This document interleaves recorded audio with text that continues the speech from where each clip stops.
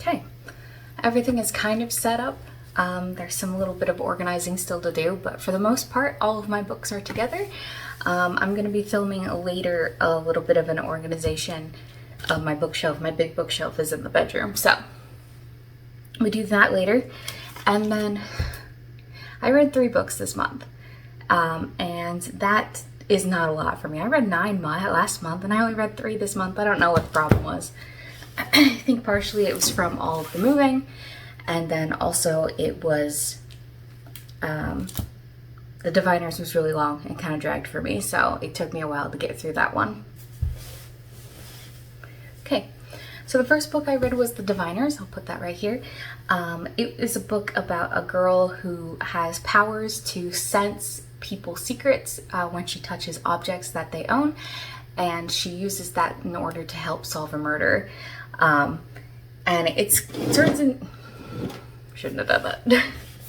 Turns into a serial killer kind of thing, and it's really supernatural, and it takes place in the 20s, so it has a lot of really good atmosphere. The lingo that they use, the like they go to speakeasies and things like that.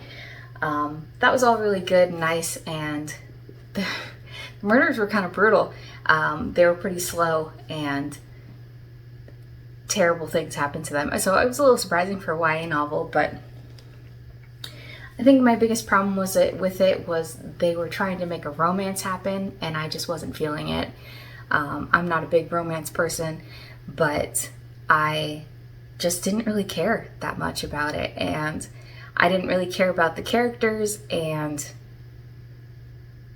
I liked it. It took place from 2 different perspectives. It took place from Evie's perspective, who is the one solving the murders, and then Memphis's perspective, who is kind of not involved really. He knows some of the victims and things like that. He takes care of his brother, who has similar powers that Evie does, but apart from that, he's not really involved in the story, and that kind of took me out of the story every time it went back to his perspective. But every once in a while, I actually enjoyed his story more than Evie's. Like, I didn't care too much about the murders at parts, so that's kind of all of it. The next book I read was Normal People by Sally Rooney. This is my first Sally Rooney book. I thought about reading Conversations with People, or Conversations with Friends, but I heard this one was more popular, so I figured for my first one I would go with this one. This is a story about 2 friends from high school into college, named, I'm never gonna remember these names, Connell and Marianne. They first start not even dating. I wouldn't call it dating. They have like a friends with benefits thing in high school, and Connell wants to keep it a secret because Marianne is not very popular. And then it goes into college where she becomes more popular and he becomes less popular. And it kind of jumps through time where they get together, they break up, they get together, and they never really are in a relationship. It's mostly just kind of sex. And so if you are a fan of the miscommunication trope, you will love this book, because these 2 cannot communicate to save their lives. And like, they take everything out of context, and they get mad at each other for the most random things. And I don't know, they're just kind of hot messes, and I didn't hate it. I didn't think it was a bad book. I did like it. It's kind of, there's not a lot of plot to it. It's mostly just a character study. And I don't know, I had the same problem with this as I did The Diviners. I just didn't really care too much about these characters. They weren't super great people. It didn't really have their lives together, which is not typically a problem for me, but I just didn't care that much. I didn't really care. I wasn't rooting for their relationship. I honestly thought they would have been better off with other people. Some people didn't like the ending of this book. I thought it was fine. The last book I read, I finished last night. It's A Love Song for Ricky Wilde by Tia Williams. This book I was really excited about because I really loved 7 Days in June. I gave that 5 stars, which I rarely do for books. So I was really excited about this one. I didn't like it as much as I did 7 Days in June. Just because I didn't like the relationship as much, because I don't like the soulmates trope. I don't know if it's a trope, but I don't like the soulmates thing where they're meant to be together and they can't stand being apart, where it's like, get a grip. I'm gonna need you to calm down for a second. There's just something about it when people are obsessed with each other to the point where they are talking about how they can't stand to be away from one another. I'm the kind of person that needs my space in a relationship. I don't find these very realistic, and but apart from that, I really liked the book. It had a magic realism plot line to it. It jumps in the beginning. It jumps between the main character Ricky, and then I read this yesterday. I should know his name.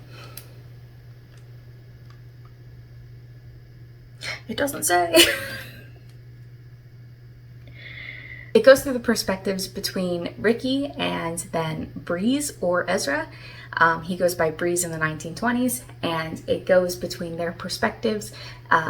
Ricky is in 2024, and Ezra is in 1920.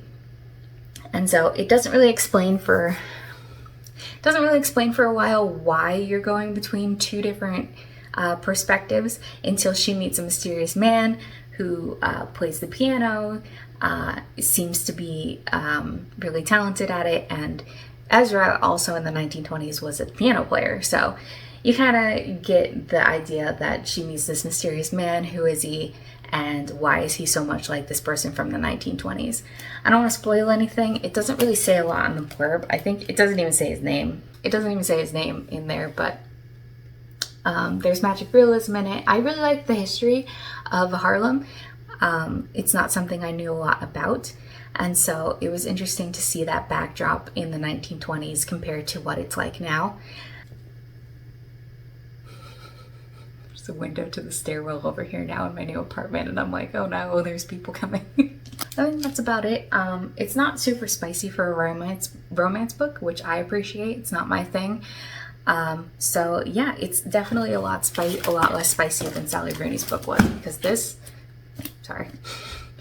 book was very spicy. It had a lot, well, I don't read a lot of romance books, so I don't really know a comparison, but there's a lot of sex in this book.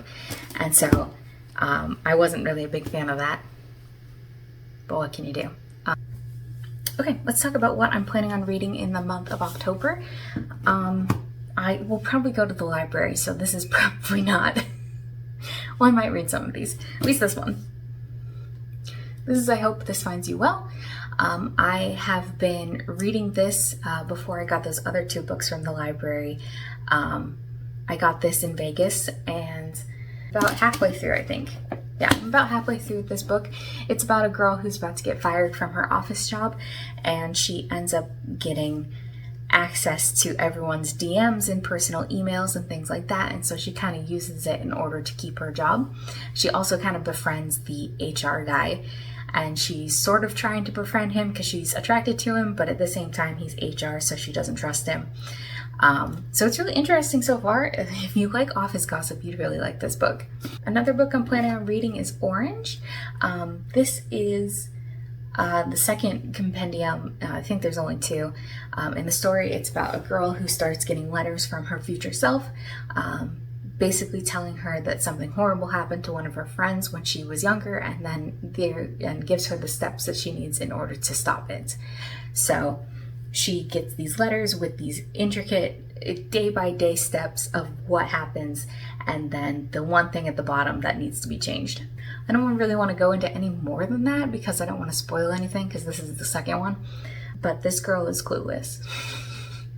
She is obsessed with this guy, and he is giving her all these hints that he likes her back, and she just goes right over her head. So hopefully she's not as oblivious in this one. The last book that I want to read is Kagura-sama Love is War. This is a story about two people who I believe work together. No, they are on the student council. I'm probably in high school, I assume. And they've fallen in love with one another, but neither of them want to admit that they've fallen in love. So they basically are at war to see who's going to say they love the other first.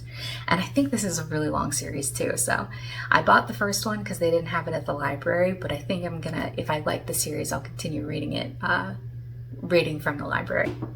And I think that's it. I'll probably get some more books from the library, so it kind of depends on what I can find. And yeah, I will see you next month, I guess. I know I said I only finished, 4 books this month? Guess who finished another one at the end of the month? It was me. I did. I finished I Hope This Finds You Well. So let's talk about it. This is a book about a girl who's about to get fired from her job. They're doing layoffs, and they modify her computer because she was writing inappropriate comments at the bottom of her emails in white, so you couldn't read them, and she accidentally doesn't mark one as white, and so everybody can read it. And so they try and modify her computer, but on accident they give her access to everybody's emails, everybody's chat, everything. And so I thought this was going to be just kind of like an office gossip kind of thing. Oh, she ends up keeping her job because she sucks up to her boss and kind of like throws everybody else under the bus. But this was surprisingly heartfelt. Like, there was a lot of heart to this book. It's all about how you don't really know what somebody is going through unless you really talk to them and get to know them. This book had a cute little romance to it, which really took a backseat to everything else, which I really like about romance in books, is when they're not the main part of the story. And had a lot of characters that had a lot of depth to them. And the only thing I didn't like is I felt like the ending was a little rushed. But apart from that, I thought it was a really good book. And now that is all. That is all for my video. I'm hoping to read more books next month. I'm planning on reading more manga, so I should be reading more books. So I'll have more reviews for you then.